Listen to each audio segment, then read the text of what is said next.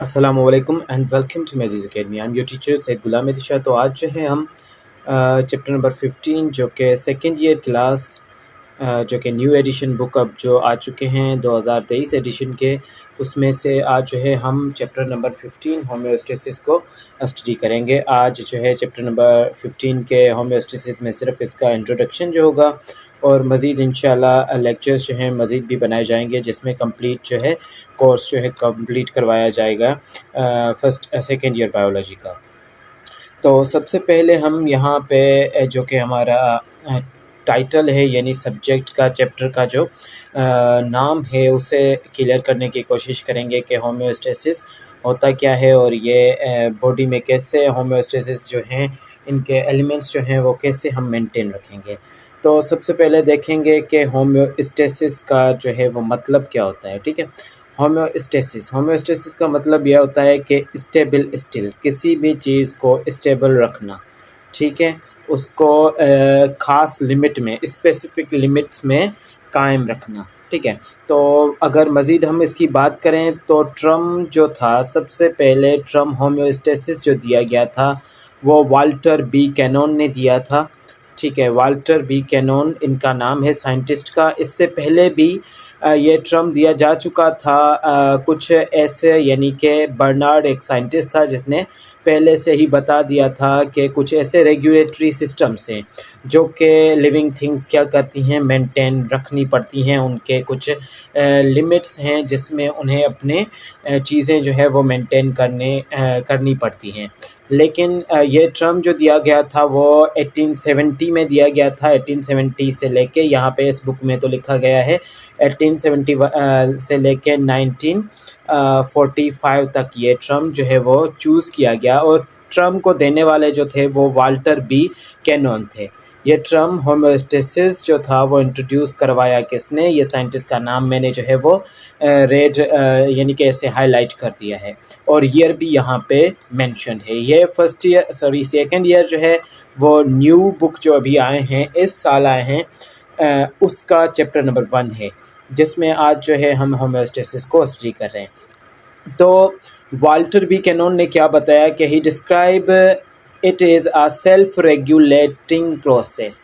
इसने इसे एक सेल्फ रेगुलेटिंग प्रोसेस कहा। ये मेन पॉइंट है। आप अगर नोट्स बना रहे हैं तो ये आप जो है नोट्स बनाते जाएं, अपनी कॉपी पे वन लाइनर नोट्स भी बनाते जाएं। ठीक है, तो वाल्टर बी कैनन ने क्या कहा कि ये एक सेल्फ रेगुलेटिंग प्रोसेस है, जिससे क्या है कि जिससे बायोलॉजिकल सिस्टम्स, ठीक है, बायोलॉजिकल सिस्टम्स यानी कि लिविंग बॉडीज़ जो हैं, ठीक है, लिविंग बॉडीज़ में जो सिस्टम प्रेजेंट होते हैं उनको क्या किया जाता है, मेंटेन किया जाता है, उनको स्टेबिलिटी प्रोवाइड की जाती है while adjusting the changing and conditions. ठीक है, कौन सी चीज़ों को यानी कि एडजस्ट किया जाता है, चेंजिंग और कंडीशन को, इंटरनल कंडीशंस को। हमारी बॉडी में जो कंडीशंस होती हैं उनकी चेंजिंग्स जो हो रही होते हैं, फ्लक्चुएशंस हो रही होती हैं, उनको मेंटेन रखना, उन चेंजिंग्स को, ठीक है, एडजस्ट करने को होम्योस्टेसिस कहा जाता है। अगर प्रीवियस बुक के हिसाब से तो काफ़ी सारी नॉलेज यहाँ पे इस न्यू बुक में न्यू इंक्लूड की गई है, चेंज की गई है, आलमोस्ट तो सेम है, लेकिन कुछ जो है पॉइंट्स इंक्लूड की गई हैं जो कि इस बुक को इंटरेस्टिंग बनाते हैं। उसके बाद हम फर्दर देखेंगे homeostasis is essential for the continuity of life. ठीक है, अब जैसा कि आप सारों को पता है होम्योस्टेसिस यानी कि हमारा इंटरनल सिस्टम को मेंटेन रखने का प्रोसेस लाइफ की कंटिन्यूटी के लिए लाजमी होता है। तो as it is responsible for the stability of body functions. ये होम्योस्टेसिस किस चीज़ के लिए इम्पोर्टेंट होता है, तो इस क्वेश्चन का आंसर भी हमें मिल चुका है कि ये स्टेबिलिटी ऑफ बॉडी फंक्शंस के लिए ये बहुत ही इंपॉर्टेंट होता है अकॉर्डिंग टू द एनवायरनमेंट। ठीक है, अब यहाँ पे एनवायरनमेंट जो रेफ़र किया जा रहा है वो जैसे कि हमें पता है कि एनवायरनमेंट किस चीज़ को कहते हैं। एनवायरनमेंट कहते हैं हमारी सराउंडिंग में चीज़ें जो मौजूद होती हैं। तो यहाँ पे एक्सटर्नल एनवायरनमेंट वो हो गया, लेकिन यहाँ पे हम इंटरनल एनवायरनमेंट की बात करते हैं जो कि जैसे कि हमारी बॉडी में जो सिस्टम्स प्रेजेंट हों उनको, उनके सिस्टम्स जो हैं, उनके फंक्शंस जो हैं, उनमें जो कुछ टिश्यूज़ हैं यानी कि कुछ फ्लूइड्स हैं या ब्लड है, तो उनमें ऑस्मो रेगुलेशन, एक्सक्रिएशन और थर्मो रेगुलेशन, ये सारे प्रोसेस मेंटेन करने को, स्टेबल करने को, एक सेट पॉइंट तक रखने के प्रोसेस को हम जो है कह रहे हैं होम्योस्टेसिस। ठीक है, तो जैसा कि हमें ऑर्गेनिजम्स मिलते हैं, तो organisms which live in terrestrial and aquatic environments.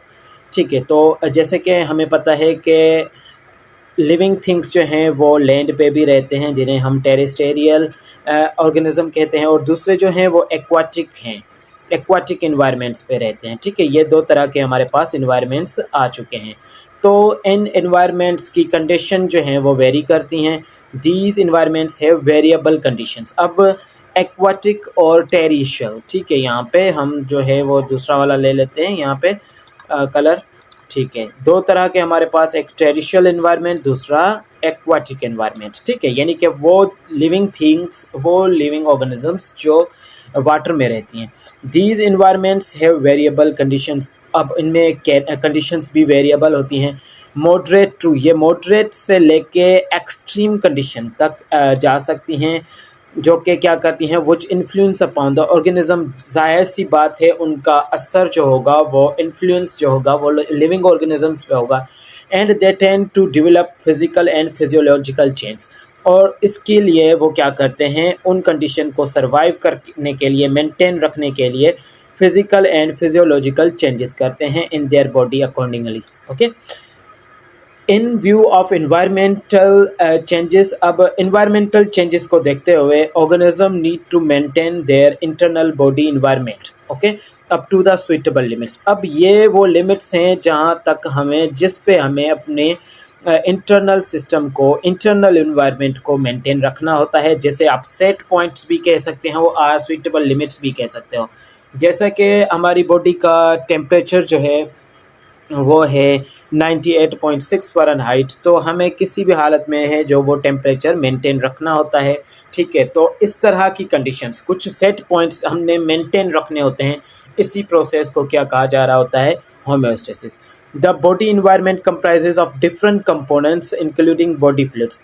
अब बॉडी इन्वायरमेंट से मुराद यानी कि बॉडी फ्लूइड्स, जैसा कि हिस्ट्री को पीछे देखें तो सबसे पहले अगर इस जो साइंटिस्ट हमने डिस्कस किया है, वाल्टर बुकैनन से पहले भी एक साइंटिस्ट थे। उन्होंने सिर्फ एक दे दिया था, आइडिया दे दिया था कि कुछ रेगुलेटरी सिस्टम्स हैं जो कि लिविंग ऑर्गेनिजम्स मेंटेन रखते हैं। ठीक है, तो उनके हिसाब से ब्लड जो था हमारे पास, ब्लड जो था, उसने कहा कि ब्लड में काफ़ी सारी चीज़ों को मेंटेन रखना। ठीक है, ब्लड में उसकी थर्मो रेगुलेशन मेंटेन रखना। ठीक है, उसमें से नाइट्रोजनस वेस्ट और ऑस्मो रेगुलेशन, एक्सक्रिएशन, ये सारे प्रोसेस यहाँ पे, मेरी माउस से राइटिंग ज़रा खास स्पेशल नहीं बन रही तो इसे छोड़ दें, मैं आपको एज अ लेक्चर टाइप ही समझा रहा हूँ। ठीक है, तो उसने कहा कि इन ब्लड में osmo regulation, excretion and thermo regulation, यानी कि ब्लड में जो है नाइट्रोजनस वेस्ट वगैरह इस तरह से कुछ चीज़ें, और उनमें फ्लूइड तो मेंटेन रखना होम्योस्टेसिस है। उसके बाद जो होम्योस्टेसिस पे मज़ीद रिसर्च की गई, जो कि आपको इस बुक में जो है, न्यू बुक में इंक्लूड किया गया है, कि वाल्टर बुकैनन ने जो है सबसे पहले आइडिया दिया, टर्म दिया, जो कि ईयर भी बता दिया गया है हमें।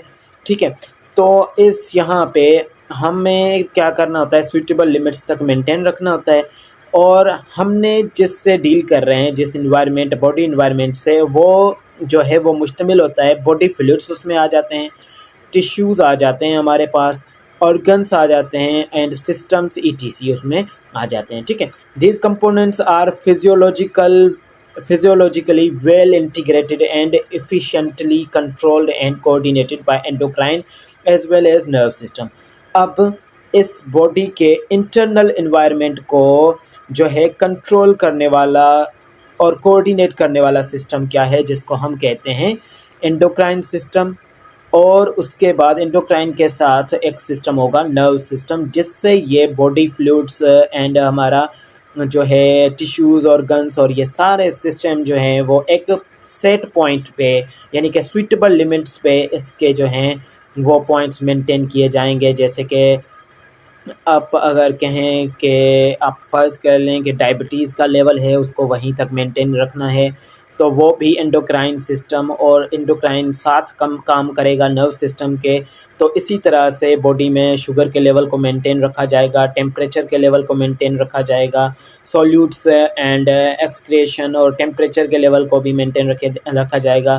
तो इसी तरह से क्या किया जाता है, बॉडी के इंटरनल इन्वायरमेंट को कंट्रोल रखा जाता है, ठीक है। These systems ensure that the proper performance of the homeostatic regulatory.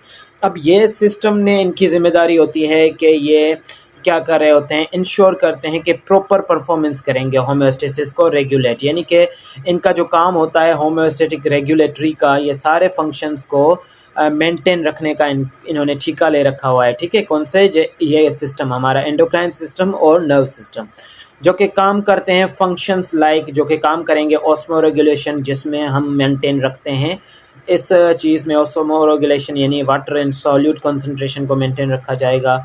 Excretion यानी कि नाइट्रोजनस वेस्ट को एक्सक्रिएट करके बॉडी को मेंटेन रखा जाएगा। थर्मो रेगुलेशन से मुराद के हमारे पास हम ऐसे कह सकते हैं कि टेम्परेचर को मेंटेन रखा जाएगा। तो ये कुछ इंपॉर्टेंट फैक्टर्स थे, कुछ इंपॉर्टेंट चीज़ें थी जिससे जो है होम्योस्टेसिस बॉडी में मेंटेन रखी जाती है। इंटरनल एनवायरनमेंट को किस चीज़ से कंट्रोल करके, कौन से सिस्टम से कंट्रोल करके, एंडोक्राइन एंड नर्व सिस्टम से। In the body and the adjust to maintain, ठीक है, इन द बॉडी में सारी सी बात है, and adjust to maintain the balance between external and internal body environment. इसी तरह से इन सिस्टम्स को मेंटेन रख के हम जो है external and internal body environment को जो है एक सुइटेबल लिमिट्स पे रख सकते हैं, बैलेंस रख सकते हैं। तो ये जो था आज का ज़रा सा इंट्रो था होम्योस्टेसिस के बारे में, जिसने हमने पढ़ा कि होम्योस्टेसिस का मतलब होता है मेंटेन रखना सेट पॉइंट तक, ठीक है, किसी भी चीज़ को स्टेबल स्टिल रखना, ठीक है, मेंटेन करके चलना। तो हमने पढ़ा कि यहाँ पे रेफ़र किया जा रहा है, पहले हमने ट्रम्स के बारे में पढ़ा कि वाल्टर बी कैनॉन ने होम्योस्टेसिस का ट्रम जो है वो क्वाइन किया था। उसके बाद हमने पढ़ा कि कौन से सिस्टम्स होते हैं जिनको यानी कि होम्योस्टेसिस को क्या कह सकते हैं हम शॉर्टली।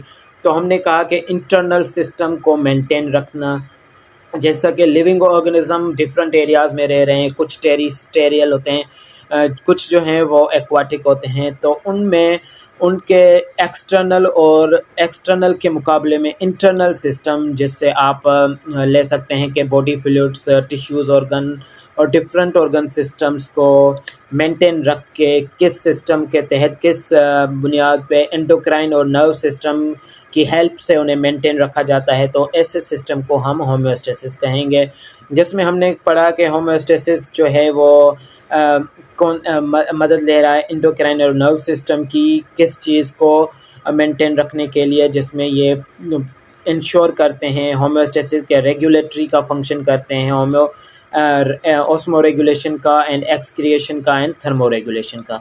तो इसी तरह से हमने आज जो है इंट्रो जो है क्लियर कर लिया है होम्योस्टेसिस के रिगार्डिंग। इंशाल्लाह नेक्स्ट लेक्चर में जो है हम कवर करने जा रहे हैं एलिमेंट्स ऑफ द होम्योस्टेसिस को। तो मिलते हैं नेक्स्ट लेक्चर में। अल्लाह हाफ़िज़।